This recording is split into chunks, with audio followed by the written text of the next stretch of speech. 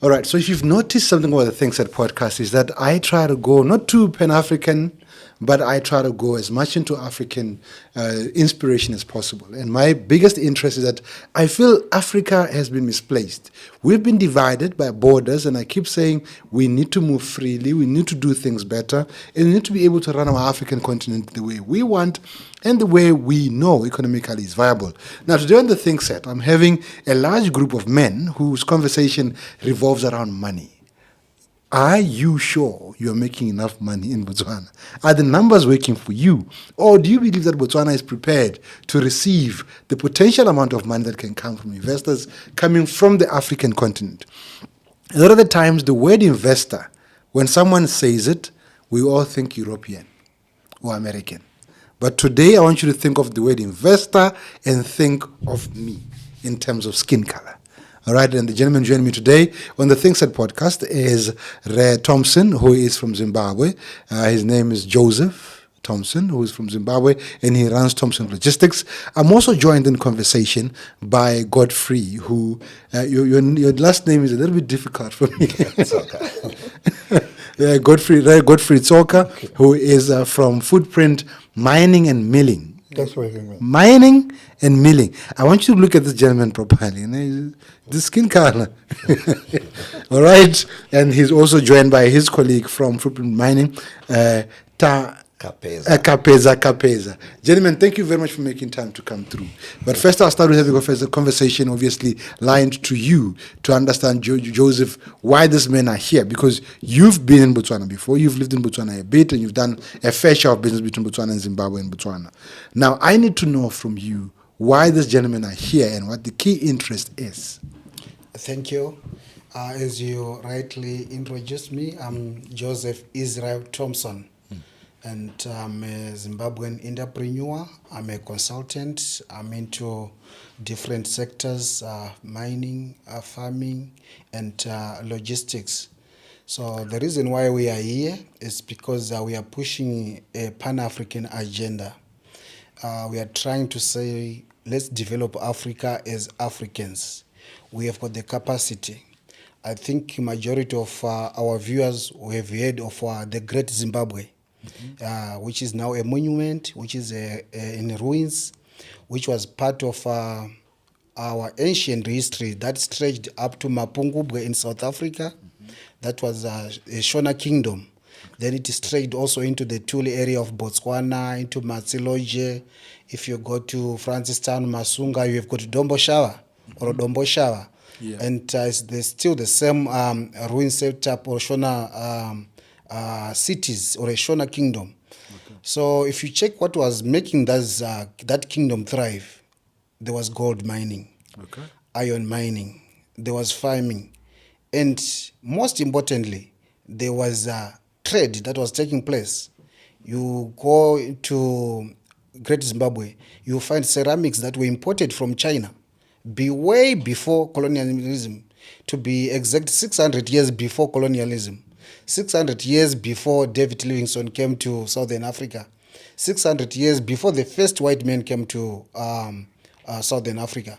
And if you go to Mapungubwe, you will find that there's gold artifacts like the rhino which were being molded by gold, which means there was already gold mining, gold processing, gold refining way before colonialism. But then what has happened? Today, if you want to go into farming, large-scale farming, they look at you. There has to be someone with a different skin color who is capable. If you want to go into mining, if they look at your skin color, they say, no, this guy cannot mine. He's only as good as a worker or as a laborer. Mm-hmm. So we want to reclaim our status, that if our great-grandfathers could do mining and could do trade up to India, China, and the rest of the world, way before colonialism. So why is it that today we need to go back to Europe to say we are looking for investors in courts? Mm-hmm. So basically these so-called investors, the ones from Asia, from Europe, what they do is that they just come into Africa, extract value, take all the proceeds and all the profits back to their home countries. When they feel like they are not in good books with you, they just pack their bags and then they say, we are no longer interested, or the resource is not enough. But what we have seen is that in some of these so-called disused mine or abandoned mine, for example, in South Africa, there's a case of what they call zamazamas, who are thriving, mining in those abandoned mines. So what minerals are they getting? Yeah. If the resource is depleted. So sometimes these are political issues. What we have also realized lately, or this year, the war in the Middle East between the United States and Iran has taught us, when two gentlemen or two countries way very far from Africa fight, And far from each other. when they fight, us Africans here, we suffer. We have seen price of food going up. We have seen fuel going up. So I'm asking myself and say, during the Great Zimbabwe time, when the Botswana or the Zulus fight there, did the Shona get affected? No, they wouldn't be affected. Yeah. But today, why are we getting sucked into these global wars or into these wars that are very far away from us? It's because we are not self-independent. So we are pushing this agenda where we are saying, if we get hold of our economy, and Zimbabwe, because of what it has gone through, you have heard of the land reform. I know there's a lot of negative publicity towards the land reform, and there are still even some people who are saying, no, bring back the colonizers to come and revive the economy. But we are seeing the success story in Zimbabwe. Right now, Zimbabwe is the gold hub of Africa, which is why these gentlemen are here. So maybe most Africans, when they hear that, oh, now Zimbabwe is the gold hub of Africa, they think it's the colonizers who have come back. We have come to show you that, no, it's us, black Zimbabweans, indigenous Zimbabweans, who are doing the mining. You might also be aware that at the moment, Zimbabwe is the largest producer of tobacco in the whole world. And yet, when the colonizers left, a lot of people said, oh, no, these farms will not be productive. Who is growing that tobacco? 65% of that tobacco is coming from communal farmers. These are rural farmers, the grandmothers and the young men who are in the villages. 65% of the gold that Zimbabwe is producing is coming from small-scale miners, not huge-scale miners. But if you go to South Africa, if you come to Botswana and you want to do mining, they will tell you, no, it needs a lot of millions of dollars, it needs a lot of money, just because that's the impression that we're given. And if you take the case of Botswana, there's been huge retrenchments in the mining sector. And these are people who have already been in the system. But just because someone who used to whip them and ask them to wake up every morning to go to work has left, they are immediately unemployed. But the resource is still there. The people are still there. Why are we not utilizing it? Okay. So now I want to look at this in this way, right? We did all this, historically speaking, and I always like using this analogy that the history of an African does not include things like diamonds. Those sparkling things were for a certain group of people. True. We know gold, we know iron, and we know copper. That's the history of a black person. If you go into the ruins of any black community in the African continent, you are not going to find artifacts made of diamonds. No. I don't even. So now, wasn't there a replacement of gold and iron with a diamond to take us down? That's an analogy that I want to get an answer around you gentlemen, especially from the mining sector. Oh, okay. Let me take that, Kaelo. You are very right in taking some time to reflect in terms of what used to be African, in terms of the mineral resources that we've had, in terms of what used to be very important even for us as Africans, what we used to treasure as Africans as well. So obviously the incoming of the diamond or anything else that is outside, maybe these key minerals that you've invented, there could have been, I'm not saying there could have been some innuendos around why we had that kind of mineral resource overtaking, or the perception that this particular mineral is better than the traditional minerals, if I may call them that way. Obviously, in your analogy, you would also realize that even when you look globally, in terms of history, we have not had many stories that come from the past that would relate to many other minerals other than the three that you have specifically indicated. But what I'm happy about at this particular stage is, for something that has stood the test of time, these ancient minerals, if you want to call them that, they've sustained African societies and many other societies across the globe. And even up to now, We have heard up and downs in terms of everything else that has come and seemingly overtaken these ancient minerals. But where we are today, I think the markets speak for themselves. These minerals have stood the test of time. They still remain relevant up to now. That's the reason why, for our purposes, we believe investing or taking time to really invest a lot in continuing in the extraction and even beneficiation of these particular minerals then becomes something that is very critical for all the miners that operate and that want really to bring, deliver, and maintain value in an African setup. All right. But Godfrey, why did you go into mining and how did you land in mining? Because, and I mean, I'm going to think the same way.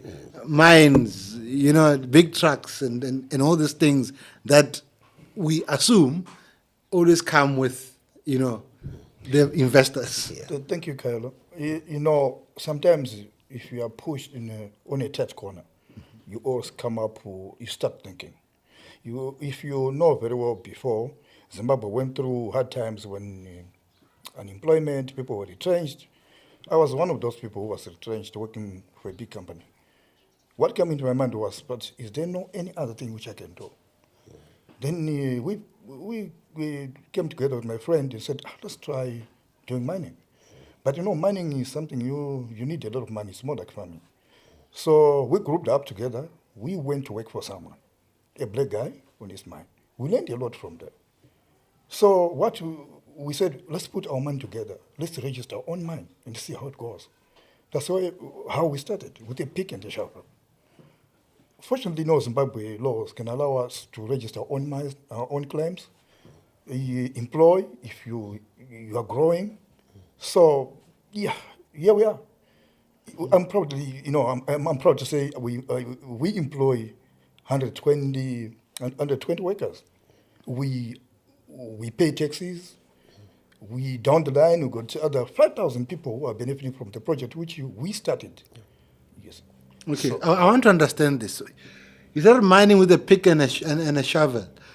How though? Think of mines. I'm thinking of a mine, and I'm looking at what Orapa. I'm looking at Karoo and so on. I don't see a pick and a shovel there. I see proper equipment going in there. Yeah. Okay. How much of this gold is just sitting nearby? Yeah. So I'll take that, Kaelo. I think there's also an entrenchment of fear when, like you rightly said, if you just mention mine, in the mind of an ordinary person, they're thinking of this huge dump truck, which is a tire that gets to the roof of a house. So what we need to realize that extraction of minerals can come in various forms and stages, because extraction is something that you can do literally with a pick and a shovel. But obviously what then will be happening to you probably is the limitation in terms of how far you can go with a pick and shovel. But for those that start with a pick and shovel, like in this in the particular case that Mr. Tsoka is trying to explain, you then grow your own capacity to then develop from using simple tools. You begin to get better equipment because you are going for better value or even better deposits. So we need to move away from the notion that for you to extract proper value from minerals, you need to have a shaft that goes down 5 kilometers. You need to have a huge dump truck that can haul maybe 50 tons at a given time. You can have a simple tractor that loads 5 tons. You can have a simple truck that loads 20 tons, 30 tons. And when it comes to the processing bit, you do have simple mills. Remember, in the past, we used to have mortar and pestles where you can then just do the crushing using simple tools, simple equipment. So the value chain stretches from maybe picking nuggets, doing that elementary crushing and processing, right up to the levels of the mines that we have in our own mines. So in between, it's untapped area in terms of untapped capacity and a gap that we need to get into as investors, because the investment bit comes from where you are placing yourself in that value chain. So there is a whole spectrum of what you can do from the elementary mining methods right up until you get to the maybe the known or the common huge mines that we have. In between, there is a lot that you can do. You possess a tractor, it can hold, or you have a simple milling plant that you can set up. And by the way, maybe, if you allow me, Mr. Tsoka here is an expert in setting up processing plants. Okay. So when we say he creates or you can install processing plants, probably you are thinking about the plants that when you do a Google search, you see this huge plant. You can do a plant that can run 100 tons per day. Okay. That's a simple plant. You can do a plant that runs 240 tons in a day. So it's a plant that is moderate. It's not too huge, neither is it too small, neither is it rudimentary or elementary mining method. So we need to be able to get in that space between the elementary methods and even the extremely big mines concept. There is the whole space that we can occupy there as investors. Right. You know, this a few years ago, and this I think this mining thing for me started trending around 2010 in Zimbabwe. I think that's when it started trending the most, because I remember a friend of mine, we were working together somewhere, approached me and said, he was from Zim, and he says to me, hey, I want to quit this job, my brother. We need to buy a machine it's like a metal detector like machine. Yes. He said we should contribute $5,000 at the time to go and buy that from China, and I from the US, and I said, no, I can find it from China. And I started talking to a lot of Chinese people I know, because I'm fluent in Chinese, so I was able to try and garner, and we found it for about $2,500. And he said, look, let's contribute and buy this. And he said, go to Zimbabwe. I said, go to Zimbabwe? In my head, my brother, if you knew the image of Zimbabwe that I have in my head, You wouldn't dare. shambox, people running, people hungry, no money, not able to go to the ATM. That's the Zimbabwe that I know. When you say Zimbabwe, when you say Zimbabwe, now, I grew up, when you said Zimbabwe, I was thinking Lobel's biscuits, I was thinking Sheps, I was thinking Mazoi. After what happened with Mugabe and them, Zimbabwe, to me, became what someone thinks when you say Somalia. You know what I mean? Are these opportunities actually real, or is it scams? Thank you for bringing that. But I just want to go back to your initial question that what type of mining can a gentleman do with a pick and a shovel? Do you know that, I know in Botswana we've got quite a lot of wildlife. Yeah. Do you know that animals also do mining? Animals? Yes. You- They go and look for salt. You are giving me a very dangerous idea. Okay, go ahead, I want to hear that. They do salt licks. If you, Okay. they go and look for salt, they look for iron for their diet. Yeah, because they eat those things. I mean, yes, animals, yes. that's why when you want to, I can't say, but you want to catch certain animals, you put salt in your farm, they'll jump the fence. Yes, they Okay. look for calcium for their bones. Yeah. So who is more intelligent, a human being and an animal? If an animal can do mining, why can't an ordinary African do mining? Yeah.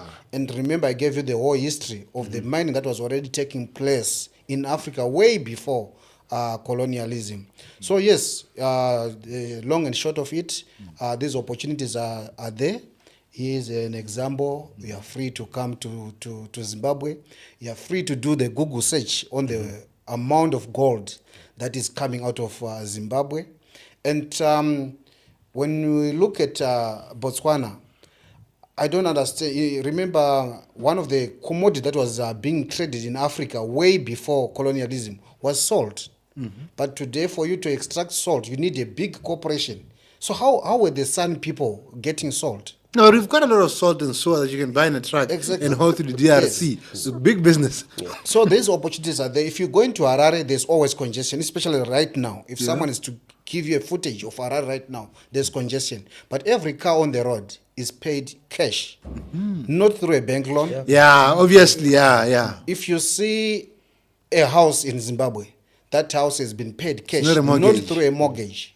You remember it, just a few years ago, we were under sanctions for a very long time. So we couldn't trade formally with the outside world. But we have managed to come up with plans to circumvent that. So yes, the plans are there. There's infrastructure development. You can search, you can even do a visit.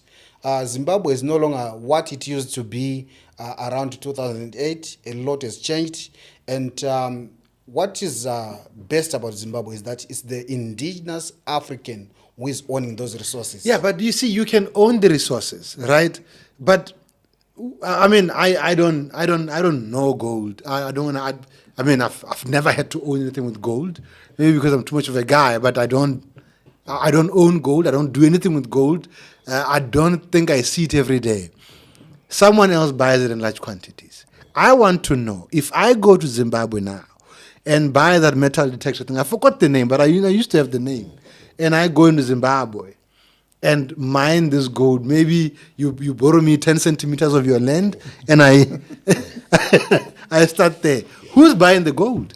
Oh, okay. So obviously there is a whole lot of regulation around the trading bit of gold.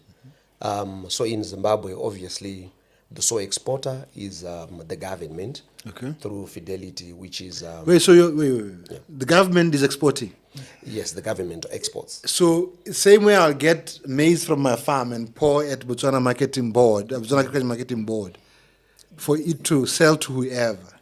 You can do that with gold? You can do that with gold. So okay, let's continue the story. Okay. So there's regulation in terms of the marketing and the trading of gold. Okay. But one good thing maybe that I should hasten to say around the gold trading, remember gold is something that is publicly traded, and by that I mean right now we can all know what's the price of gold this minute on the international market. So we are also happy as Zimbabweans that the government has taken the initiative to then say, look, it tells you this is the price that's trading on the LBMA, which is the world market. Yeah. And obviously because of royalties and everything else, this is the price. There is no secret. You can't be hiding in terms of the pricing model. So the prices are there, the prices are set, the prices are known. Okay, what I want to understand is here, right? Look, indulge me here. Mining of gold in Zimbabwe, to me, sounds very... And by indigenous people, sounds very informal.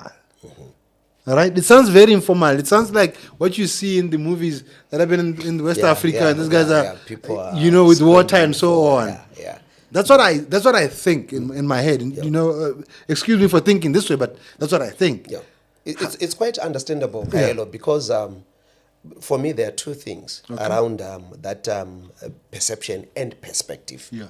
The first one naturally is, remember where we're coming from was very difficult or unimaginable for some time within the immediate past history to then say there could be a small investor where's a black African who does mining. But the history that Joseph has alluded to, remember we were doing this mining before we had the investors who have a different skin color. Yeah. So it's something that was able to be done in the past. And when you go to the monuments, you don't really find huge excavators or anything that's so sophisticated. But gold was traded. Yeah. So that perspective comes from that end. And the second view naturally is my thinking. Of course, this I'll maintain it as an opinion at this time, to then say the narrative that you would have at some point when you try and enter market. And I want to, if I could, propose to many African governments to relook at legislation so that it then becomes accommodative to some other players to come in. Because the narrative back then was, if you ever dare get into a space that perhaps might have been perceived as a preserve for a certain group of people or a certain group of investors, there will be those barriers, even though they are essentially imagined. So coming specifically back to what you expect to see when you come to Zimbabwe. And I'm going to speak specifically in terms of the small-scale miners. Okay. So we call them small-scale, obviously, because of government definition. Yeah. And the small-scale or the large-scale is essentially a function of the output that you produce per month or per year. But in terms of the operations, this is a regulated space. You have to meet the environmental impact assessments. You have to set up a fully functional company that is registered for tax. You have to come up with a company that employs people on proper contracts. And these people contribute to pensions which they can collect when they retire. And you have to provide safety equipment, safety clothing, and the ministry, the relevant ministry, provides similar regulation, notwithstanding the size of your mine. Okay. So when you then come to the ground, what you will see between a very large corporate and a small corporate, the differences that you see essentially is perhaps the size of the ball mill. We run a 5-ton per hour ball mill or a 10-ton per hour ball mill.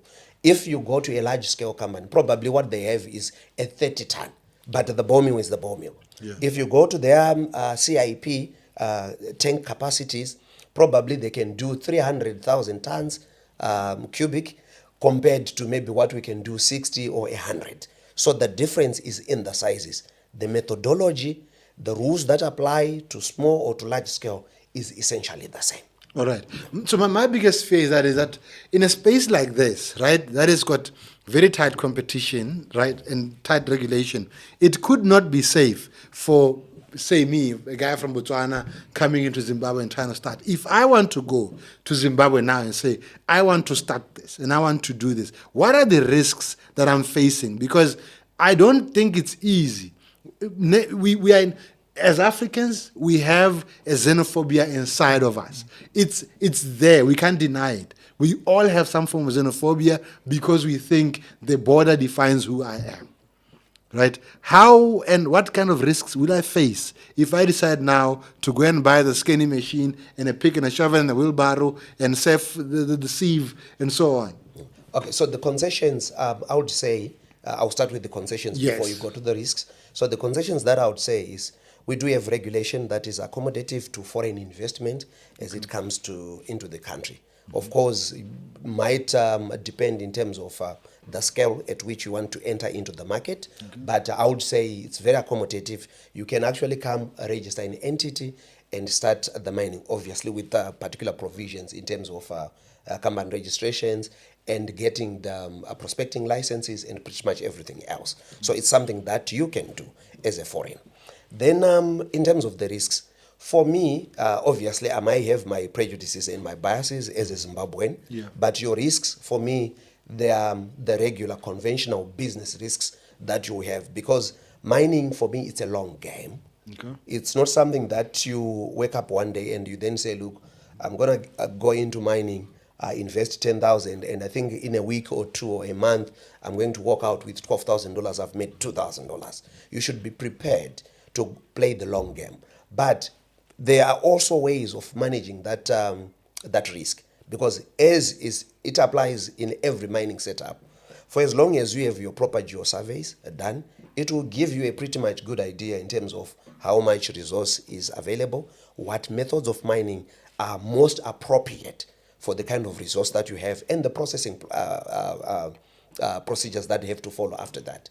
But speaking in terms of xenophobia, I wouldn't say there won't be that risks from time to time. But I'm so happy to say we would have very limited instances of that nature in Zimbabwe. Otherwise, if you also then do a Google search, you then realize that we've had an influx of other nationalities, Asian nationalities that are coming into the country to venture into small-scale mining, all the way from Asia. What is it that they are seeing that a fellow African man is not seeing?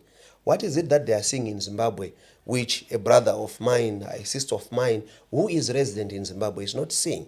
So for me, it goes beyond perhaps the capital requirements, because like you said, it's still possible to do mining with a pick and shovel.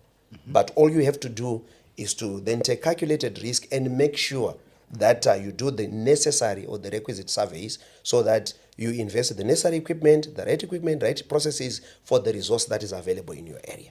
All right. So let's do on the business side of things. I'm interested in touching gold. All right. I need to know. I'm in Botswana.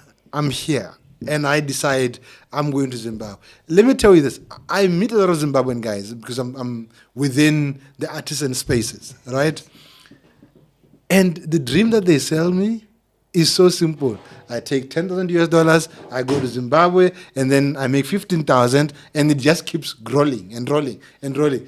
I need to know the realistic plan. If I say I'm going to Zimbabwe, what do I need to do? Company registering in Botswana is very easy. You can register a company as a foreign and 100% you, and you can start a business that is obviously not reserved for Botswana and run it. What about Zimbabwe? It's also quite easy to register a company in Zimbabwe, although first of all you need to do your due diligence. Okay. And also one of the things that you would want to understand is that the mining, especially small-scale mining, is getting flooded. So you are definitely going to be competing with locals. So I should go now. I should pack my bags. Yes, go now. But I just want to quickly touch on something that you asked earlier Yeah. on the issue of safety and health. Yes. If you check the history of mining, the same history I told you of Mapungu, where Great Zimbabwe. When did we start to have greater death or a greater number of accidents? Mining in accidents, Is it during the pre-colonial time, or was it after the or during After I started digging, we're digging bigger things. Yeah. You get it. So also, if you check like cases of diseases like tuberculosis, we never had a rampant. Yeah. People had high life expectancy when they were having those rudimentary mining methods. But then someone again, in a way to try and protect the industry, said no, this type of mining is not safe. Where we're recording almost zero death and no diseases. But then someone came up with a policy and said, no, that's unsafe mining methods. So it's something that we also maybe would want to talk about later, because it talks to the issue of policies. What we have seen that throughout Africa. But the policies, who draws and writes the policies? Because the regulations of mining, I don't think we have them. Someone wrote them for us. Yes. So, for example, do you know that you are quite aware that diamond was only discovered after the independence of Botswana? Yeah. Right? Way after, just after colonialism. But who discovered the diamonds? Yeah. And this guy is probably the one who funded the promulgation of the Minerals Act. Yeah. So, because he's protecting his interests, and remember, these are also the guys we thought are clever. These are the guys who were the lawyers, who were the geologists. So they knew which loopholes, how were they going to tie the industry to themselves? How were they going to make the industry unreachable to a local Botswana and make it so difficult to penetrate? Let me just also answer another issue that you raised, that the impression is that mining is very expensive. Do you know why they sell that picture? Where they will show you a big dump truck and tell you this dump truck is worth millions and millions of dollars. Is for you not to enter the industry. Then secondly, they are also taking money out of Botswana, saying we are buying equipment. But they've got sister companies that are in Europe. So what they do, for any equipment that costs, let's say, $100,000, they will invoice it here in Botswana as 1 million. So they're taking out 1 million puller to buy an equipment that is worth 100,000. You remind me of the Congo mining machine that used to sort diamonds. It will get food and then get exported to another country where they get there and service it, taking out the bigger diamonds. So the machine only, locally in the DRC, I don't know if the story is true or not. It's quite true. Locally in the DRC, this machine, we sort in diamonds. So as it's sorting diamonds, it's only taking out the smaller diamonds. That's one that you see. When the machine breaks down, it's when it's full of big diamonds. And then they ship this machine off to Europe or Belgium and then bring it back after removing the big diamonds, until the president at the time then said, no, let's take this man and send him there to go and study this machine and come back. And that's why the DRC can't recover. And also the other issue is that when they're extracting ore, wherever you find any group of minerals, you don't find a single mineral. So let's say when they are mining diamonds, when they are mining lithium, gold, they will say that they are taking the ore for processing somewhere else. Or even they will smelt it a little bit and then take that product somewhere else for further processing. So when they declare a certain mineral, let's say lithium, that we are exporting lithium, but inside that ore, there's also iron ore, which is not declared to the government. There's also gold. There's a whole lot of other minerals that they are taking outside the country without declaring. And yet those countries, when they get those minerals, when they get to their countries, they sort them out and then they sell them separately. So imagine how much value that our country is, or our continent is Africa, is losing due to exporting minerals in their raw form. I think I want to now take this, because you are raising a very controversial point. In the sense, are you? And I'm just speculating. When you are digging your gold, do you find any other mineral apart from gold? We do, but sometimes they will be not economically. They won't make sense, business sense to like mine them. You get maybe copper 0.5%. You can't process them. Okay. Yeah, but for all those minerals which we can process, we can declare them. Because we are Zimbabweans, we do everything. Then Yeah. No, I'm just looking at the eastern side of Botswana, right? That the eastern side of the southern African part of the continent is gold rich. This is all the way from Francistown, all the way up into the northern part of Mozambique, back into Zimbabwe, all the way down to Bulawayo. That whole circle is a gold bed, right? People have been mining diamonds somewhere in Botswana. Are we saying there might be some minerals that were put on the side? Yeah. So, of course, maybe without necessarily making any allegation. Yeah, just But yeah. the possibilities are vast because rarely would you find minerals in isolation. But obviously, like he has alluded to, sometimes the volumes might not be economical for you to commercially pursue them. But truth of the matter is, I also think the X that we've been talking about, and maybe this will be a cry to the regulators across Africa, to then say when you then give the prospecting licenses, maybe you also then need to determine independently what volumes are going to be there. Okay. You also maybe relate for the longest times. You know the PGMs, so this is a cluster, a group of minerals that are mined essentially together with the platinum. Yeah. So we call them platinum group minerals. Okay. So there was a time where in the public space you would have platinum miners. I'm just saying a theory that is in the public space. I'm not going to own this. Yeah. So you would have players who are alleged to be mining platinum.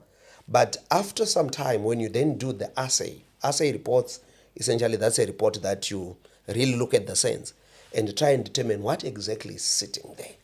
The results may shock you. So we have had an experience with Mr. Tsoka at some point where we tried to venture into a different business, and the kind of material that we were getting, because we then took time to do a proper assay report, you will not believe the results that we got. So you would have commercial quantities within a particular type of material that's maybe scheduled for sale or for export and so forth. But probably there will be commercially viable quantities in there. So it's very possible that every time that you're mining platinum, you're mining gold, you're mining iron, there will be other minerals. So for me, it comes in two ways, because the first, you might not be consciously aware of what's there because your mining methods are primarily designed to extract just one mineral, and you let go of everything else. Okay, so you are focused on what you are getting, and you go for it. Okay, so now let's look at the regulations. We all kind of calculate how they were put together.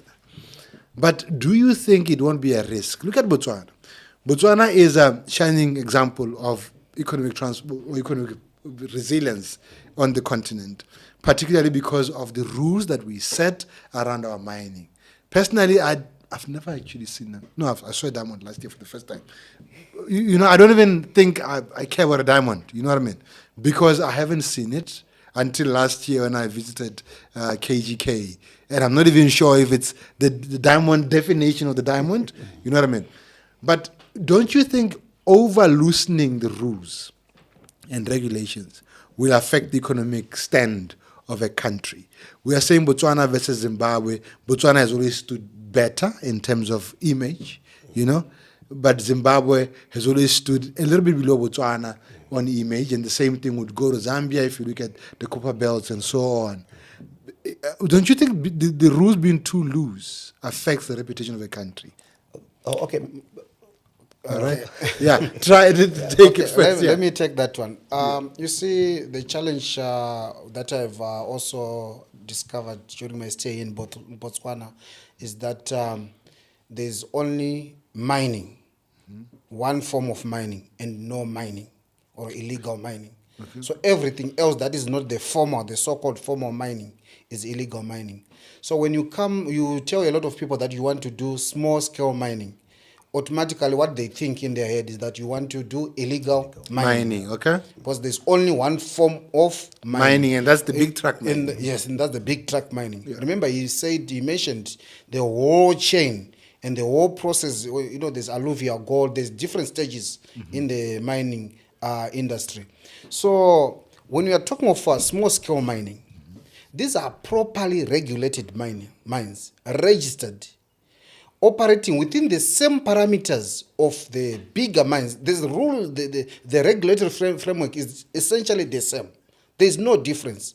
The only difference now is that someone is condemned to get a kg of gold per month, whilst a bigger multinational corporation might not be condemned getting 100 kgs of gold a month. Okay. That's where the difference is. Yeah. So I also mentioned some of the disused gold mines where people are picking minerals from those mines, because they are condemned with a gram of gold.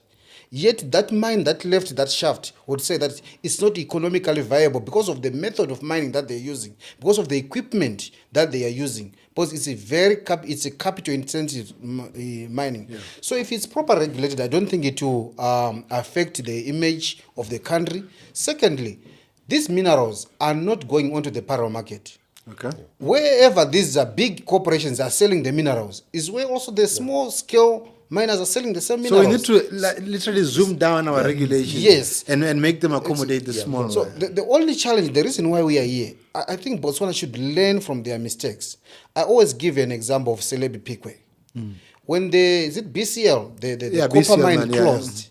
And the reason I spoke earlier about these minerals coming like in groups. When BCL was a copper mine, but right now, if you... Nickel and copper, yeah. Nickel, you get it. But do you know that right now, as they're trying to resuscitate Celebi Pikwe, there's a group of investors who have come for the tailings, the dump, the waste from the previous mine. They're saying we want it, and I'm told they are going to spend about $5 billion on to buy the waste, to mine the waste of the shutdown mine, the waste. Okay. So imagine how many other minerals you get it. So in Zimbabwe, you find cases like in Kamativi. It was a tin mine and then it closed down. Today it's reopening as a lithium mine. So are you telling me that when they were mining tin, there was no lithium? And how much of it actually left? And how much of it is it? So who is actually doing the illegal mining? Is it the small scale miner? I get a big license. Yes. And then do the big mine. Yes. Which is a very nice facade. Yes. While I'm gaining profit from the small mine. Exactly. All right. No, so let's take it into a bit of a value chain, because I want to move into agriculture briefly. Right? Like I said, image of the country is very important. I think Botswana looks the way it looks. We might not look it, but we look, like an ideal European country on the African continent. Right? So don't you think if we release too much or loosen too much, we'll actually stand at the detriment of our own country? The good thing is we are talking about regulation. Okay. So if we're talking about regulation, we just need to come up with parameters that are accommodative but not entirely loose to the extent that it damages the image, like you're saying. Yeah. So you could still maintain, I think the example that we have in Zimbabwe, there's no exception. The only difference, like we said, is the definition because of the output. Yeah. But you will not get an exemption if you have a worker who comes to work without a helmet. Whether you are small, you are medium, you are large. A helmet must just be there. Employees who are in a mining environment, this is the required standard. The size is immaterial when it comes to the safety of your employees. The death is the same. The death is the same. The output, how you're supposed to be marketing it or handling your product is the same. It doesn't matter whether you're that kind of miner who is doing 2 kgs per month, you're doing 20 kgs per month, or you're doing 300 kgs per month. Okay. The regulation should speak to the principle rather than maybe focusing entirely on trying to leave out some players. What then becomes key if you want to maintain the image? There are obviously elementary considerations that you have to look at.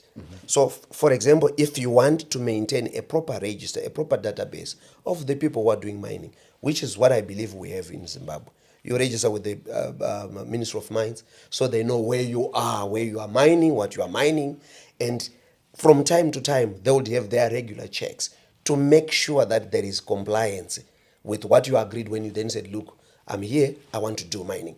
Then they tell you, okay, if you want to do mining, these are the things that you need to make sure that you comply with. The risk that I see of, let's call it over-regulation or prohibitive regulation, where you want to leave out a certain group of individuals. Two things will happen. We have examples that have been given that relates to maybe operations that have been stopped on the thinking that maybe it's no longer commercially viable for a certain group or for a certain mine, maybe because of scale or because of whatever reason. And you also then have people who, for some reason, find themselves in need. You heard Mr. Tsoka earlier saying what drove him into mining was need. Thankfully, the need met accommodative regulation. So you have need, there is non-accommodative regulation. What do you suppose would do? I think that then goes far in damaging the reputation of an entity, because people somehow they would know that there is a resource here and that the regulation that is there prohibits me from accessing the resource. But when I'm in need, what can I do? I would rather die fighting than just be docile and still face definite death. All right. Yeah. So I want to jump into the illegal minings, the actual illegal minings. We have seen Zamazama trend in South Africa big time. And most of the guys who are there, I want to confirm this, some of them are Zimbabwean. And look, they're good at mining this gold. But we've had a similar problem in Botswana that I don't know how it was averted, but Botswana found a way. You know, Botswana police is very fast at sorting out things. Where people, Zimbabweans, are coming into Matsiluja area, which is obviously on the northeastern side of Botswana, and they're illegally mining. What is your take on those people, and how do you think we should handle them? Now, this is on the account that they are actually affecting the reputation of you guys who are legitimate miners. So my thinking, like I said, Kaelo earlier on, when things happen, obviously you need, besides maybe just squashing them for the bad attributes that it contributes, why don't we take time, why don't we invest time to try and understand what is it that is attracting them? Are they going to be illegal miners for the sake of being illegal miners? Because they face definite dangers. Because if you are an illegal miner, unlike we, it's very difficult for you to then set up a proper headgear. You send your team underground and up with proper equipment, because you can't set up something that attracts attention. So these people are trying to find cunning ways to do the same thing, but without necessarily doing it properly, and that endangers them. Who would ordinarily endanger themselves when they know that there are risks. So if we invest a bit of time to try and understand what is available, we have to try and work around regulation without necessarily sanitizing the illegalities. Let's try and then say, okay, what is it that is attracting people here? There definitely is a resource there. So how do we tap into that resource legally, in a proper setup, in a proper, in a proper manner? Probably maybe these people who are mining it illegally, maybe they find work. And for someone who has found work, the propensity to then risk themselves in illegal activities dies away. So for me, I think we really need to try and holistically look at that. Yes, whilst not necessarily sanitizing the illegal elements, but what is it that we can learn from what is happening there? How do we try and put up a structure that inhibit illegal mining, but then draw value from what is attracting these illegal miners? Would you then in this case suggest that we reopen the dead mines within the Francistown, Tati and Matsiluja areas? Yes, I think that is the way forward. Do it in a proper way. So we forget Maybe about put the a big tender, guys yes. and say, small guys, Yes, there's if a you're piece of gold interested, here. you put a tender or put an advert out there to say, whoever is interested in mining in this disused mine, here are the rules. Please meet these conditions. Then you can go inside that mine. And just to add that there's an issue, you spoke about the issue of Zamazamas. The issue that goes with that is the issue of illegal migration. Yes. You'll find that it's a big issue right now in South Africa and maybe the rest of Southern Africa, the issue of illegal migration. But do you see the solutions that people are coming up with? Has there ever been an effort to go to these illegal immigrants and say, if I give you an opportunity to acquire a permit, are you prepared to get a proper permit? And employ my people. and employ there hasn't been that effort. So someone is becoming illegal because the opportunity is there, but the regulation, what he was talking about, is stopping him from doing that. So it's okay. I would advocate for reopening of these old mines. If there's no And resource, give them to us. And yes, if there's no resource, people will live on their own. You don't need the police to come and tell you there's no resource here. On their own, will Clearly, say, but clearly the fact that they're going there and getting stuck there and disappearing. yes, they there pay is a certain something. fee to the government. Yeah. You inspect them before they enter the mine. Are they having protective gear? Are they complying with all the regulations? If they don't find anything, after a week you'll see the place will be vacated. Okay, they will run away by themselves. They will run away by Hunger will themselves. move them Yeah, out. will move- Yes. All right. So I want to go into the agriculture space. Reason being, it's very close to my heart, and the next conversation I'm having will be obviously in the food space. But the agriculture space, I had this, and I was shocked. And I want to go to the area I forgot, but it's somewhere towards the eastern side of Zimbabwe, where there's a gentleman who grows avocado, and this guy apparently owns Mexico in the sense of supply. You remember, avocado is a cartel business, big time when it comes to South America. But there's a Zimbabwean guy, or I don't know, he's indigenous or whatever, but I learned he's a Zimbabwean guy, who grows avocado. Now, when avocado runs out in South America, because of the different weather systems, his avocado is equally fresh, and he boxes and ships to South America. This includes Mexico and the guacamole-loving countries, right? Is that a real story? Yes, that's a very real story. And like you are rightfully saying that avocado now is in South America is next to narcotics. Yeah. The avocado fields are actually being protected by the military from theft because avocado is very valuable. You come to the eastern side of Zimbabwe, there's a lot of indigenous farmers who are exporting. Just for maybe interest sake, if you go on Google, you can search a company called Kuminda.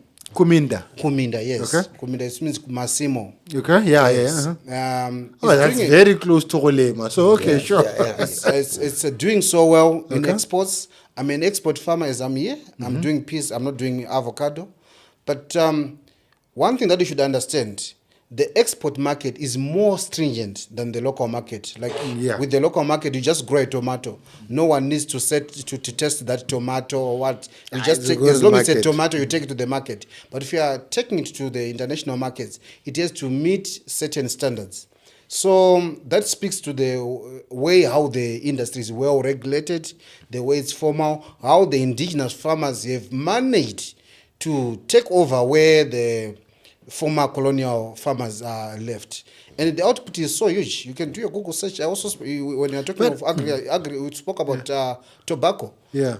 Tobacco is doing well as a crop. No, but when I think of look again, indulge me here. When I think of Zimbabwe and the farms shut down when the whites were kicked out. Okay. So we will go back again to the same issue we're talking about mining. Yeah. It was the issue of scale, where you are told that to grow tobacco, you have to have a barn. Do you know the barn they use for curing tobacco? Yeah, This size, a huge facility. You need to have so much input. You need to have such big hectarage. I see the same problem in Botswana, where you think that for you to have a farm, it has to be a very big piece of land. But what we have realized that by having smaller portions, we can have a lot of production out of it. So it's all about regulation from the government and empowerment of the black people. What also we have realized is that this same colonial masters, same thing happening in the mining industry, they are not the ones who are going underground to do the mining. So even if you get to a farm that is owned by a white person, he's not the one who wakes up every morning to go and tend after the crop or the animals. So the skill has always been there. It was just a matter of unlocking value and telling our people that, okay, you don't necessarily need to produce 30 tons of avocado. You can aggregate as a village. If you can have 10 avocado trees, and your neighbor is having 10 avocado trees, then as a village, you now have 10 tons of avocados, which you can export. So that's what is happening. It's happening in a small scale, not as huge scale, but as they are growing, just the same way they grow organically, Some are now also now occupying the space that was occupied by these large estates. Okay. So it's a real story, and it's happening. All right. Gentlemen, I want to take this time to thank you very much for your time and also take your last word. Look, Africa as we know it, for me, I am a big advocate of a borderless Africa. I don't want to be called necessarily a Motswana by passport. I'm a Motswana by tribe and blood, but I don't want to be called a Motswana by passport. That's me advocating for that. I don't know if you guys understand or value the idea that as an African, really, I am on the African continent. Certainly, Kaelo. I think that also then speaks to, I would take time to appreciate, I think, what the efforts by the governments, Zimbabwe and Botswana. But did you cross with an ID or a passport? I had to use a passport. Ah. So at least through South Africa? Yeah. Mm-hmm. So, You came to we South had Africa, we had to yes. travel through South Africa. Oh, Yeah. okay. But still, I think the fact that we have these conversations, obviously, I think we'll get to a point where we then say, okay, at a high level, this is the wish or the wish basket. Can we then try and operationalize it? But for me, I think now that we're talking about it, it's well and good. But added to that, let's then try and have an open Africa where we don't want to have an England in Botswana and hell in the neighboring country. Yes. We want to have an open Africa where if things are well here in Botswana, things are well in Zimbabwe, things are well in Mozambique. And we can only be able to do that through collaboration, opening the borders, opening investment spaces. Because if you have skill that is in one place that can benefit the other area, let's have those transfers. Let's try and come up with legislation that is very accommodative, that allows these skills exchange and synergies. I find it very good that, look, when you talk about a plumber or a welder in Botswana, you know, and former president will say the same thing, that people's phones have got Zimbabwean cell phone numbers in there. Yes. When you talk of those people, you are talking about people who are skilled from their schools with artisan skills. Botswana contains, and I'm not blowing the country's horn, but when you're looking for marketing, you're looking for branding, you're looking for IT skills, Botswana is the perfect hub for you, including media. Why? Because we were taken to Australia's and UK's and Malaysia and South Africa to learn this white-collar wear on a tie and computer skills that could be lacking in Zimbabwe. It would be nice that when the plumbers are coming here, as the media guys and the marketing guys are going to Zimbabwe. And there'll be nothing wrong with me staying in Francistown knowing I drive down to Bulawayo, do a job in the morning, come back in the evening, me and the plumber are just sharing highs by the toll gates. Can't we achieve that as the African continent? Why can't we? What's blocking us? As a last word, I'll take it from you, sir. Okay, thank you, Kaelo. I think it's quite possible, like what Mr. Keke said. Maybe on the up there, sometimes we are just good on talking, on signing papers, but practically nothing's moving. We need to push towards that. The problem of saying you are Zimbabwean, you are in Botswana, you are South African, at first it will be like working well until when you see that, okay, it has gone to a level of tribalism. Yeah. You come to Zimbabwe, he is a Zulu, I'm a Kalanga, he's a, you go to tribal, it's very dangerous. Yeah. So it's good for us to just accommodate each other as Africans, share the skills which you have. Let's try and partner up. Then we close the gap of this Zimbabwean and this and that. You become one person. Thank you. Yeah, and the minds will work better with Botswana accountants on it, Botswana geologists, there's a lot of them as well. A lot of engineers here, if you go through the engineering board, that could help. Let's take it from you, sir, your last word. Oh, thank you very much. My last word is that the blueprints are already there. If you check the founding principles of the OAU, it's what we are talking of today, but how many years has OAU, or now which is the Africa Union, has been formed? If you check SADC, at one time, I remember when we were in school, we'll be taught that every SADC country had a specific role.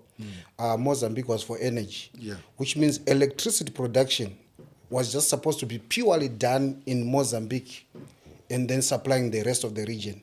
Zimbabwe was for food security, which means Zimbabwe was supposed to be The bread basket. bread basket. No Botswana was supposed to go to the field. No Botswana was supposed to produce tomatoes. That was supposed to be done by Zimbabwe. I've forgotten the rest of the roles for other countries. But it has become immaterial because we are not united. So the blueprints are there. If you go to SADC today, they'll tell you there's a protocol on SMU development, collaboration in mining sector, collaboration in this sector, but it's not being utilized and it's not being used. And this is just remaining on government to government. It's not people to people, which is the reason why we are here.